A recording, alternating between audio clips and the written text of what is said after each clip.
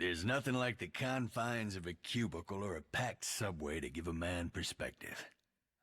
I was so caught up in the grind of office politics and the endless hunt for affirmation and money, I didn't realize I was getting sick. Friend, I was no more lithe than those things out there, and a sight less mobile. The disease that grew inside me was as black as theirs. Freedom lies in being bold, said Robert Frost. So, I boldly quit my job and traded my rent-controlled apartment on Christopher Street for a vintage Harley and an old poncho. Found my salvation in the open road, and I haven't looked back since. Travel in the open country, you learn to be prepared for whatever the land throws your way. Faced with the elements, you gain a new appreciation and respect for nature. You come to accept how small and insignificant you truly are. Nature is neither good or evil. Just is. Try to get to the north barricades before they do. But there's nothing natural about the storm that rolled in on Solomon Island, or the fog that followed. There was evil in that fog, whispering to everyone in its path. The townsfolk followed the fog back into the sea, as if possessed.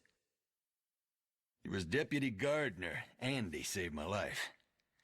He grabbed hold of me when the fog got into my head, tied a rope around us both, kept walking the other way. It was like the whispers didn't get to him. When I finally got my wits back, the fog had rolled back out again to where it is now. We shook hands, and we started looking for survivors and building this fortress. Those zombies are making a mess of that north barricade. That man saved my life, selflessly, and I love him for it. I'd go to the ends of the world and back for Andy. I don't think I'll ever win him over, though. We got some more trouble. Living on the razor's edge of society, your eyes open up to the possibility that there's something more to this world. Something most people are too blind or too preoccupied to notice, even if it's right under their noses, and has been all along.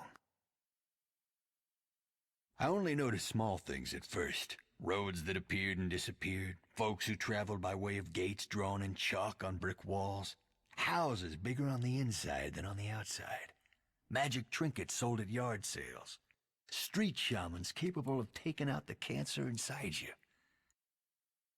But it wasn't until I found myself face to face with werewolves in New Orleans that I realized there's a secret war going on. After that, I couldn't escape it. I saw signs and sigils everywhere. I'd met recruiters for the Templars, Illuminati, and the Dragon. They all seemed to think I'd make a useful operative. I'd tell them I'd take no sides, and that I'd be little use to them. But the United Against Darkness thing I can get behind. We're all in this together, and we've all got work to do.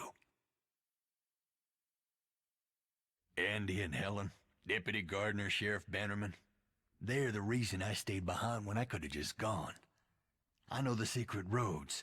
I know how to ride out of here, through places the fog can't touch. But folks like them and the rest of the survivors here in Kingsmouth deserve better. I'm not putting you on the spot here, friend. I know you got other places to be, other wars to fight, which is why it's doubly important I stay behind. There's an honesty and an innocence to these people, and they genuinely know and care about one another. Of course, I can't claim total selflessness. My heart's gone soft for Andy, and even if he'll never feel the same way for me, as long as this heart's beating, I won't let any harm come to him. I've spent the better part of 2 decades on the road, my friend, and I've learned that there's not a loose bolt these hands can't tighten, not a broken transmission they cannot fix. You give me a handful of nails and some wood, and I'll build you a house. When the undead came marching up Main Street just a day or 2 after the fog pulled back, we did our best to prepare for the worst. Andy and me, with the help of the rest of the good folk here, built ourselves something better than a house. We built a castle. It won't hold forever, but as long as we're breathing, as long as we believe in salvation, with or without help from the likes of you, we will walk tall and stand firm.